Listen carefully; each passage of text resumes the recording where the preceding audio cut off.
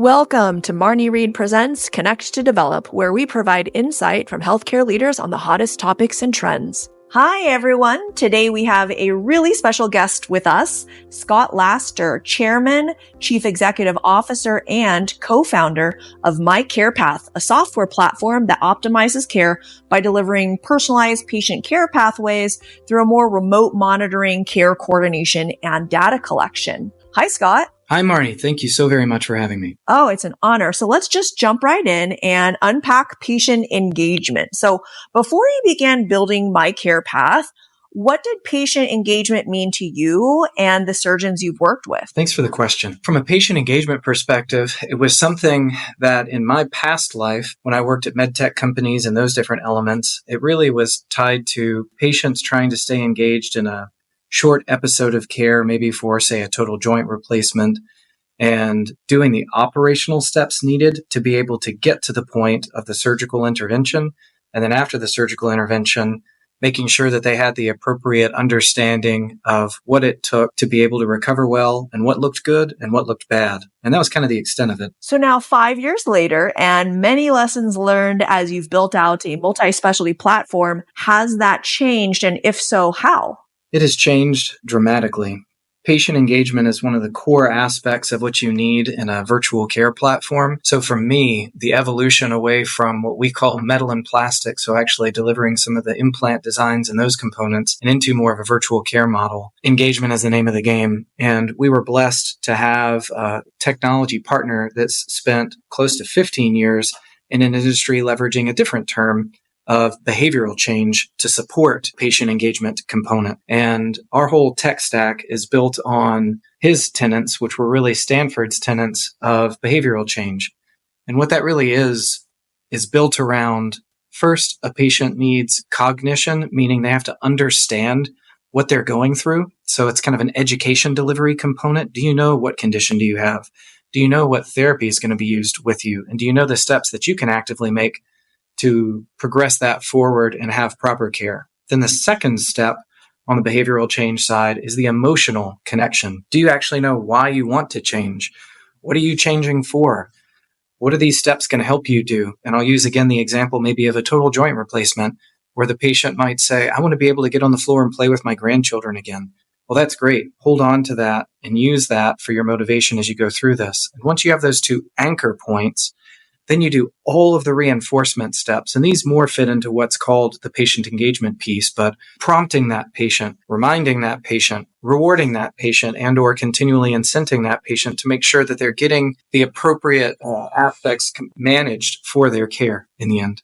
That's so interesting that you talk about behavioral change. And quite frankly, that never occurred to me to put behavioral change at the forefront of a needed care pathway for patients. And I'm sure, you have decades of experience working with orthopedics, especially total joint surgeons. What kind of behavioral change do you also have to make with the physicians to be able to successfully create their own care pathways and help implement this and get patient compliance to even just download and utilize this care pathway? Now, this is an intriguing question. In the virtual care space that we've seen, I oftentimes call it building virtual care as a service line in an outpatient practice is really what needs to be done. And it hits at the heart of your question because it really is business process optimization and behavioral change all wrapped into one. Most of modern care delivery for, call it younger physicians or providers in the market, they've had their clinical service lines built for them for years now. So if they stepped into a practice, whether as an employee, an academician, or as a private practice provider, they stepped into a group that had imaging, durable medical equipment, E&M services. All these different components were already built in their practice. But what we're trying to do is actually build virtual care as a new service line inside those practices. So it actually really does take behavioral change.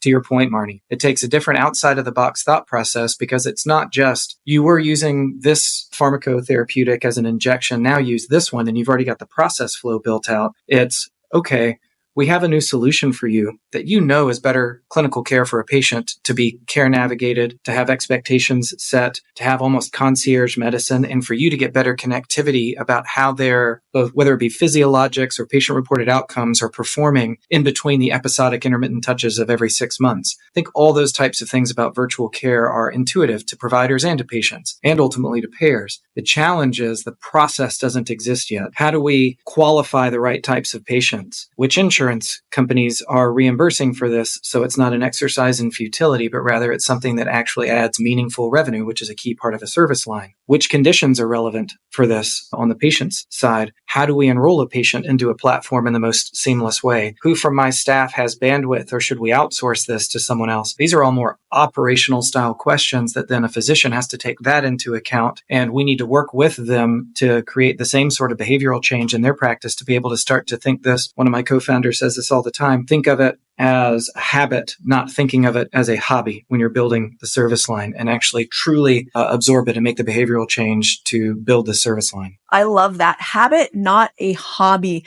Let's stay on that thread of outpatient. We have heard from some of the top publishing outpatient total joint arthroplasty surgeons that after anesthesia being on board, it takes a team approach to be successful in building a new service line. This was especially critical during COVID, when we kind of crossed the chasm in the national perception of acceptance on whether outpatient total joint replacement really was safe and effective. So what does good look like when a practice wants to build out their new service line, as you alluded to earlier? We view our role, because of building a service line, as a partner in this. And I think you hit it directly, the nail on the head, with the question of putting the effort in up front, and then the effort is easy on the backside. If there's a strong operational arm in an outpatient group, whether it's a chief operating officer in the group or whether it's someone on the administrative side that just has that vision for process, that person is going to be absolutely instrumental in helping to stand up a service line. And whether it be my care path or whether it be a different organization, make sure that organization sits down with this project lead, let's call it, for implementing this in the beginning. And they should come with their own best practices. What has worked well? What has not worked well? What are the resources and tools that we both need to be successful that this organization should be bringing?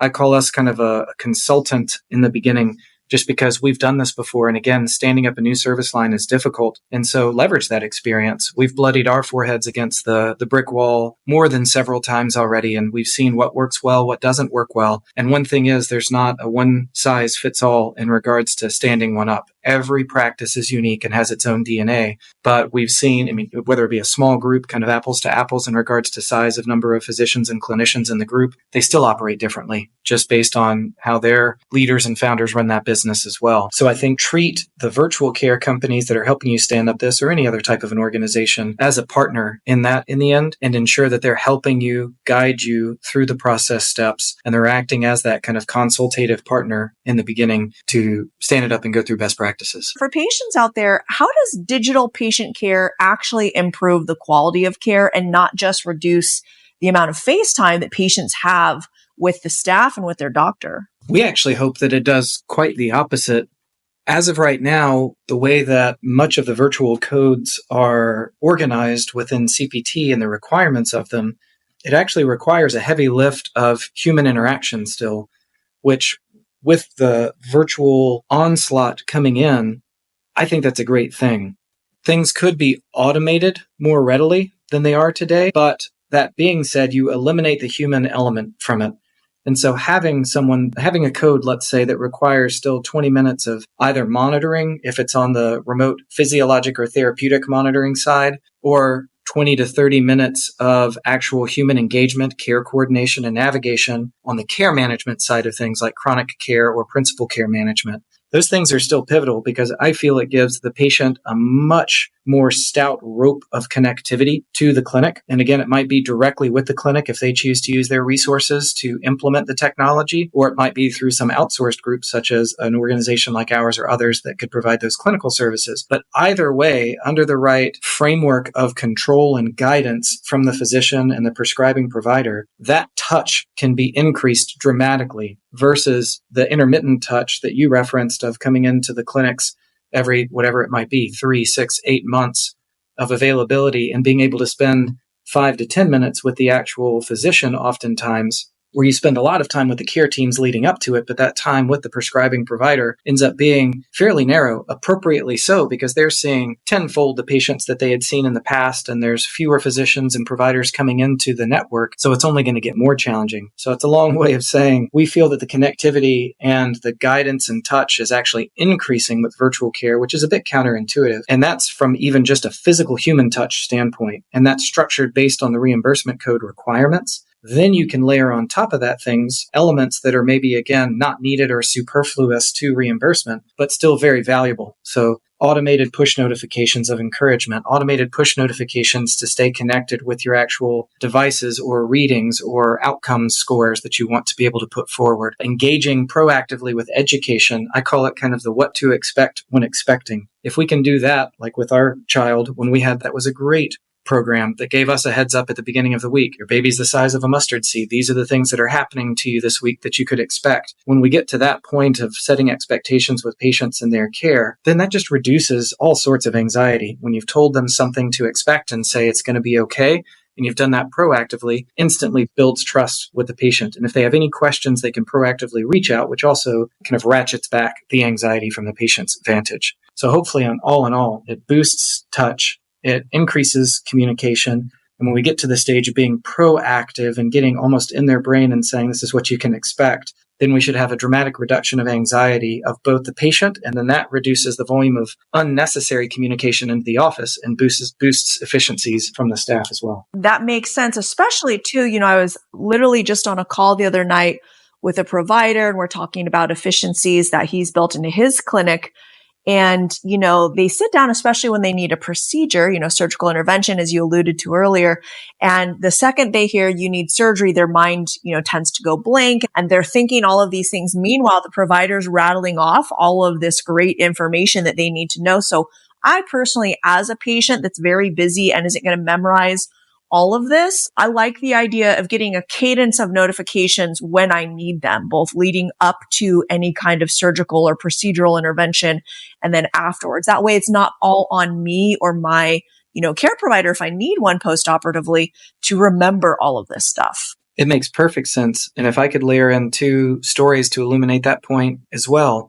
We work with the company's based in Memphis, Tennessee, and we work with an in vitro specialist here. And she was describing her patients' interactions, and it's exactly what you said. When she describes the steps that they need done, it's very clear, it's very succinct. She spent years doing it, and they go, and they nod their head, but you can tell that there's kind of this cloudy eyeball that is not quite picking up everything. And then she can watch them through the window, go into the parking lot and pick up the phone because she gives them her nurse coordinator's phone number. And she's like, almost like clockwork, before they get in the car, they pick up the phone and call the nurse coordinator and say, we love the physician, everything's great, but can you repeat everything that was just said? Because we weren't taking notes, or it went in one ear and out the other ear, et cetera, et cetera. And we went out and researched that, and there was a publication, and I forget who it's from, but it was roughly 80% of what you tell a patient in the clinic, they forget the moment they hit the clinic door on the way out. And so being able to reinforce that in bite-sized chunks in ways that human adults learn elements is a much more effective and meaningful way to make sure that the core parts of what a provider is educating a patient on that are really critical to their care are actually not just being spoken for the sake of saying, I did my job and I spoke it to that patient, but they're actually sinking in and the patient can process it and can actually put it into action. I like it. What role would something like this play in a concierge medical practice where patients are paying prime dollar to have very quick access at the drop of a hat, whether it's they hurt themselves in pickleball, on a Sunday at 6 p.m.? That's a really intriguing space. One of the co-founders, in fact, the same one I referenced earlier, has a concierge medicine provider because he has a past history of cancer survivorship. And so he wants a little bit more close touch and someone that understands him and his physiology a lot more intimately, appropriately so. And he ended up having high blood pressure as well. And the concierge medicine provider came to him and said, well, I'm going to want you to start keeping a physical log. So go buy an over-the-counter blood pressure cuff, write down your blood pressure in a log, and then report back to me what those scores are. And he said, I got something better. I'm going to get you access to our platform and show you what it is that we're doing and see if that makes sense from your perspective. And it did. And so that creates an opportunity of the same elements that we talked about earlier, kind of the fundamentals of the thicker rope of connectivity that true concierge feel. Now you can extend it not just to the human resources of connected services of being able to text or pick up the phone and call. You can extend that to education, readings being like the blood pressure readings and those types of physiologic readings, or patient-reported outcomes, so that the provider has a better feel of not just the patient's physiology, but also the psychosocial state of the patient. Because as our great tech partner always references as well, he says there is no health without mental health. And so it does also start there from a fundamental standpoint. So you can make sure that you have the really broad stroke painting of your patient if you're in that concierge medicine practice, and extend it out so that you can, again, provide the right care. Because if you see that there's a high level of anxiety, well, maybe they need a little bit. And I think that, to your point as well about, again, kind of a service line or the business side of it, that opportunity, it creates tiers where maybe people don't care to have that level of connectivity. Well, you don't have to have that. Most everything these days, if you go online, come with a 3-tiered structure of a business model. So have 2 tiers or have 3 tiers. And one of them involves this different level of connected touch and education proactively, etc. Are there pathways that are built into a patient engagement platform like this that can adjust for if patients are behaving a certain way, and it kind of triggers the system to say, hey, we think that this patient is a little bit more concerned or needs a little bit more. I mean, how is that built in? And is that, where machine learning AI comes into play? That is a great topic. And I think that is the next horizon. And there's 2 rate limiting factors, I would say, to jumping into that immediately. One is the FDA and the regulations around that. When medical devices, even if it's software as a medical device, starts to make certain clinical recommendations of how to treat patients, and then they're figuring out from a regulations perspective, how do we need to control for that? And then that predicates the second rate limiting factor, which is the clinical evidence that substantiates the types of recommendations that a system is making. Systems today can make alerts based on the providers that are prescribing it. So as an example, you have a blood pressure reading outside of range. This physician says they want that reading to be flagged. You can flag that so they can then deep dive into that patient and decide how to make a medical decision. So to your point, that could easily be done today for even elements like behavioral health and those different components. So if it's an anxiety score or depression score, those things could be flagged, but then how to treat how that's flagged still needs to be managed by the clinician themselves. But the next horizon is absolutely what you described. Getting enough data points and being able to see either from your own data or from clinical publications or running an actual clinical trial around it to justify it. These clinical decisions were the most optimal for this patient when you saw these types of markers, whether they be physiologic markers, whether they be psychosocial markers, whether they be any of those different types of components. I think it's the next step. And that step is somewhat rate limited, again, by regulation. So as the FDA starts to contemplate how they want to manage that, guard for that, and approve those, and then regulate those when they're in the market, we need to stay very close to that and then ensure that that's in lockstep with what the technology can achieve, and it's being guided by the appropriate clinical steps so that we don't get any missteps in the early days of launching those technologies and have bad outcomes. As you've been talking about this and my mind is swirling, are you seeing more practices or entities that are taking upside and downside or even going full risk on patient care using more technologies like patient engagement, machine learning technologies, etc., since those could trigger a clinician if a patient isn't following an expected behavioral pattern or a care pathway, so that maybe that clinician could intervene and potentially fix an issue before it needs something like a surgical intervention? Absolutely. And in the alphabet soup of ACOs and HMOs and all the different risk-bearing entities that exist out there, and conveners through bundles even. Obviously, you and I come from a musculoskeletal heavy background, but those bundles have now shifted out and into nephrology and in other specialties where I think a lot of the payers are just looking at the top expenses of procedures and then saying, okay, let's go try to ratchet that procedure or contain or control that procedure with different bundled elements. You see a lot of movement of patient engagement tools mixed in with care navigation tools, mixed in with remote monitoring aspects to be kind of that canary in the coal mine so that you can be proactive in care versus reactive and save the funds from that. I think those things are at the tip of the spear of those risk-bearing entities, exactly as you described. One of our clients, in fact, because we feel we've built this universal tool that's applicable not just in fee-for-service for building service lines like we spoke about earlier in the podcast, but also in these same models. So one of our clients is a full risk-bearing entity, and we have what they kind of call end of stage of life or certainly multi-morbid challenged patients. And today still the technology is a tool for their chief quality officer to tune, meaning these are the devices that we want to see for these different types of combined multimorbidities. So a heart failure patient with COPD that has diabetes, that patient might have a glucometer and a weight scale and a pulse oximeter and maybe even a blood pressure cuff. And then what are the readings that we might get from that patient that would trigger some sort of an alert? And then what type of an alert is it? If it's a low-level alert, then what is the action that needs to be taken in a triage standpoint? Maybe that patient just needs a meds reconciliation check and a meds compliance check.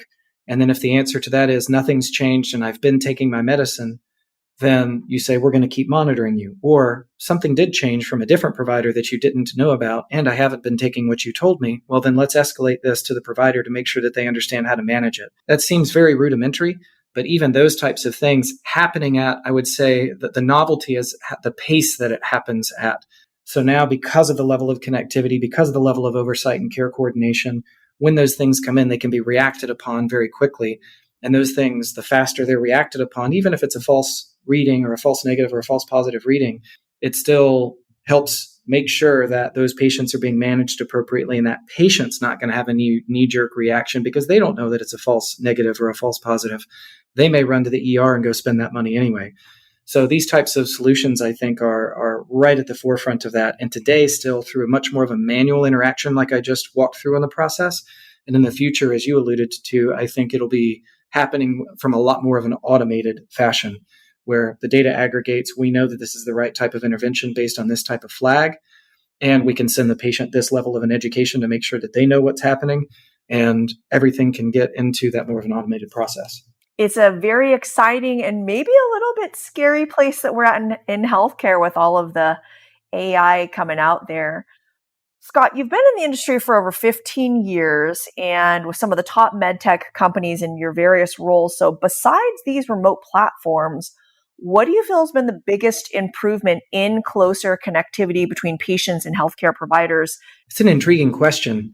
I think some of the key elements that I've seen in regards to building that better connectivity of patients and having that engagement on that side haven't come as much from industry as they have come from organically the providers that exist in the market. What I've seen is this evolution of creating better care coordination and having that be assigned not as just another thing that a medical assistant or a nurse practitioner is doing, but actually making it the role and function of someone or some team inside of an organization. So kind of centralizing that function inside the teams. With a very prominent orthopedic group out of New York City, I know that on their total joint side, they created a post-op nurse practitioner team. And their job originally was to be proactive and start calling patients. But when they gave patients access to a phone line that gave them the communication access with this team of people, they find out that group is so inundated with phone calls that they're oftentimes reacting to these groups. So to me, that's like uncorking all of this demand. And even though they resourced very heavily in that space, that team is still underwater with responding and reacting to patients rather than being proactive, maybe like they originally envisioned that team being. But nonetheless, uncorking that demand and shifting it to a group that's focused on it is so meaningful because then those patients have an outlet and the staff know exactly how to direct those patients in that way. That's an orthopedic example. I've seen the same thing happen in endocrinology. One of our clients in that field that manages metabolic and diabetic patient care, they leveraged chronic care management as a reimbursement modality for this because they don't have to deal with the global period and post-op surgical interventions and those types of things. But they used chronic care management and created, again, in essence, a centralized concierge medicine element that then drives, because they're dealing with obesity, diabetes, and other components. They also created a great aspect of a program that provided physical exercise for patients. So it's kind of Medicare as a silver sneakers program. They would do it in office. And that was, again, became another great outlet for patients to be connected into a community of healthcare, feel that they have someone that's really there and on their side and will be their advocate for helping them navigate, whether it be something as simple as a script refill or whether it be something as perceived simple from the provider side as, my incision site is very red and I'm nervous about that and hot. Is this okay or not okay?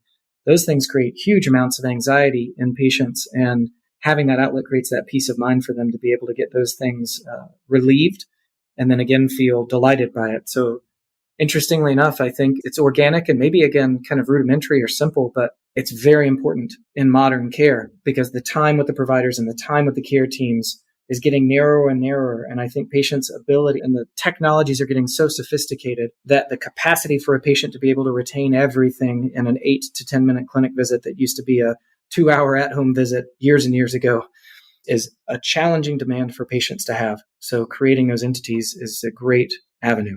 One of the questions I hear over and over when surgeons talk about collecting data is that there's this world of data out there that could be used to continue to improve patient care.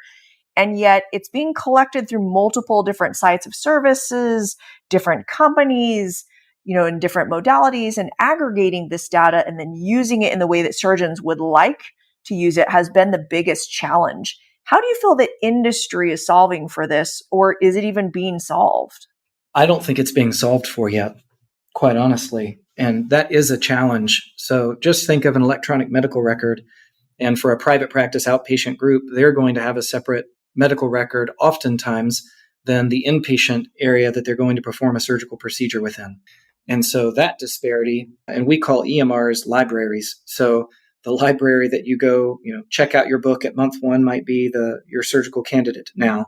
And then when you go to return the book at the point in time post-surgery, a lot has happened in between there. Well, maybe they've checked into a different library at a different facility at the hospital. And so there's different records that are being held there on that end. And then let's say that group also implemented a technology like MyCarePath, where then in between those touch points, they're also capturing patient-reported outcomes and or physiologic readings like heart rate or weight or psychosocial elements of anxiety. Or they use a remote therapeutic monitoring tool and they use a different company to capture patient-reported outcomes because CMS is going to require that of some of the specialties by 2028, starting in 2025.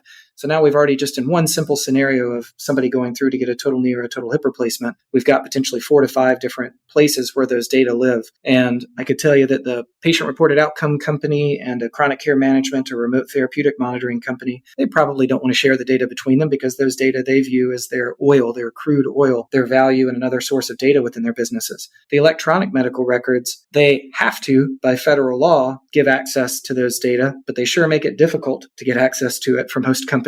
And so that creates a cost barrier to other data aggregators to be able to come in and get access from those groups. And then it's a substantial cost barrier if the electronic medical record's different in the outpatient setting versus the inpatient setting. So a lot of those, and I could kind of go on, but a lot of those are just the logistic hurdles that exist between the different companies of aggregating those data. And I think that'll perpetuate just because of the capitalism of the market and the thing that I referenced in regards to people thinking that their data is very unique and proprietary. But over time, middleware companies create some value where they could bridge one of those vendors to an electronic medical record and then create bi-directional data feeds between the EMR to the company and back and forth. And then as such, they capture both data coming each direction. So I think those are the groups that might be best served to start to aggregate some of the data in the end, or the groups that kind of sit as the sinew in between all the different touch points, if the organizations are comfortable with data ownership in that way. But that being said, I think there's a whole other second topic about what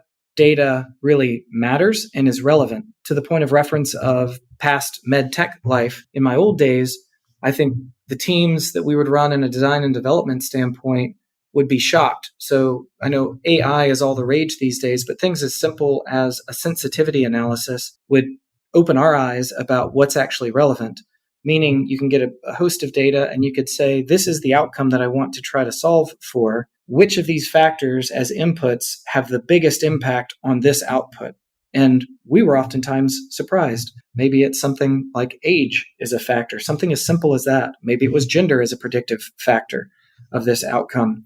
And so once the data all gets put together, the point of talking about the second scenario is we might find that we don't need all the data from all these things. Maybe we just need a couple of these data points to take a big step forward in regards to patient care. Maybe it's not the event horizon of perfection, but it's still a meaningful step forward because we know these are some of the key sensitivities of inputs that we need to get controlled as modifiable risk factors to make sure that we have these outcomes optimized in the end, or at least more optimized than they are today. And so I see it as we don't have to boil the ocean and get all the data into one place and have one group do it. Maybe some of these groups, if they're getting the right types of data, they can run these types of sensitivities and start to gauge which inputs ultimately are driving the right outputs. And we can take that meaningful step forward and make that improvement. And then once you start to have those elements, you've gotten the low-hanging fruit. And the next step, I think, is where things like large learning management systems and AI and those different types of things and large language models step in, because they can kind of help us get from the 5-yard line into the end zone with much more personalized patient outcome optimization. To the, you've referenced Medicare and other commercial payers already. How close to having enough data are we so that providers could start reducing the amount of pre-authorization hurdles, especially for those HMOs and those, full risk or, far down the risk corridor practices? Because we hear so much that clogs up, surgeon care is dealing with the pre-authorization. I mean, are we close to being there yet? Is it just that we haven't filtered out the right data? We kind of view that in a similar two-lens view. One is operational, and I think it's going to be really hard, back to behavioral change, it'll be really hard to change the behavior of payers. That's going to take reams of data and information over extended periods of time to then compel them to the point that we could optimize what they require for pre-authorization of large interventions that they perceive to be costly and need to be justified. Because what's their motivation to change? They've got these high gates and high barriers to enter. What you really need to show them is it's costing you more money to make me jump through these hurdles before I do this intervention. That's kind of the operational component. The good news about that is that's also just as much about documentation. So if we can use technology to help automate or document that workflow, we know for the most part, the providers at least know, these are the requirements that the payers have. And it's a bit of a moving target sometimes, but 3 weeks of failed physical therapy, X amount of injections done, other weight below a certain level, now you're a candidate for X procedure. If those things can be inputted into a system, then the system can track and kind of give you the green check marks of, yep, this is good, this is good, this is good. Here's your documentation to show that that's there from a pre-auth packet. And that could hopefully streamline some of the burden that exists around that, where today, more than likely, admittedly, it's a challenge. You have to say, did we send that patient there? Where is that patient in regards to this? And not in the musculoskeletal side, but in the bariatric side of things, it's really difficult to coordinate patients because they have to go through psych assessments and medical weight management and a couple of other things. And patients get lost in that churn because the staff at the office loses touch with them. And they'll call the patient back and say, you were supposed to be done with your psychological assessment. Is that through now? And they go, oh, no, I never actually went. Okay, well, go get that done. And we need you to do that in 3 weeks and then get back on the track again. Those things are things that can be automated and managed from an operational standpoint. The other component to that question, I think, again, is clinical. So what are the right clinical elements and triggers for a patient to be able to be ready for surgery? You alluded to this in the question, both in the payer pre-auth, but then also, again, in that kind of risk-based underwriting world. I think the risk-based underwriting world is the one where clinical becomes a lot more relevant. And you obviously interlace clinical with the cost aspect of it. But if, let's say, again, the space that I know well, so we'll beat up on musculoskeletal and orthopedics, but if an orthopedic surgeon had the full risk of a patient, they would then say when it's right to do a surgical intervention. They would know, you know what, this patient, between x-ray, physical exam, the functional PROs that I've seen of this patient, if I were to do 2 months, 3 months of joint injections, that's really an exercise in futility and a waste of cash. I need to go ahead and do a total knee replacement on this patient. That would be their prerogative to make that decision. And they have kind of a gestalt based on years of experience of what are the right triggers to do. But I think with data, to your point, that could be really teased out fairly readily. But it would again be another challenge or a conundrum of all the different data points. You might have, in the orthopedic world at least, the x-rays that need to be optimized and then quantified in a way that's repeatable of what grade of osteoarthritis is it. Then you need to cast out what are the other sensitivities that drive a good or a bad outcome and then build those things. But I think most of the models are there because it's in most of the surgeons' brains, at least in that instance, to map it out. If I was a surgeon and I was implementing something like this, especially, if I was in that market where there are so many, pre-authorization hurdles, I'd probably want to build the pathway first around obviously proper patient care, engagement, making sure that they feel, heard and prepared for both pre and post operatively, but setting up, like I know they love templates, right? Setting up that structure where, there's specific things that, you think, okay, this subset goes down this road, this one goes down this road. Let's try these things. And then if you can, extrapolate enough data to be able to then go to your payer and say, hey, I put X hundreds of patients through, here's what we're finding.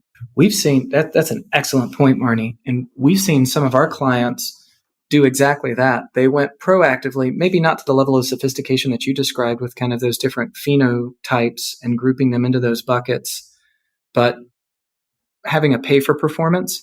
So because they had documented their performance to date, they created these intervals of improvement and said, if I start with a patient that has X level of, call it bad performance, whether functional, pain, whatever the right qualifiers are, and if I'm able to, with this intervention, bring them up to Y level of positive performance with those measures, then if that's an 80% improvement, I would expect a payment of Z amount of dollars. If that's only a 60% improvement, then I would expect a reimbursement of A amount of dollars. And so really doing a performance-based reimbursement with these groups and using tools like these to help create the evidence to support the increased reimbursement where it's justified because they've done an excellent job with those patients.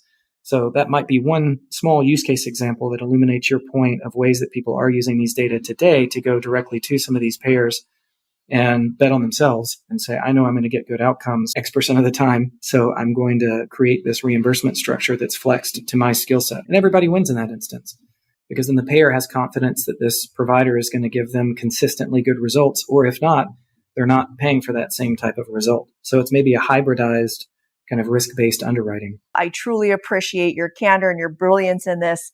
I can't wait to see, what happens next with you and MyCarePath. For our listeners out there, if you want to learn more about Scott and his company, MyCarePath, please check out his bio in the show notes. Scott, thanks so much for joining us. Thank you for having me, Marnie. This is a wonderful thing you're doing. I'm happy to be a part of it. Thanks for listening to Connect to Develop. You can find more interviews and Marnie's Minutes on my YouTube channel at Marney Reid Presents.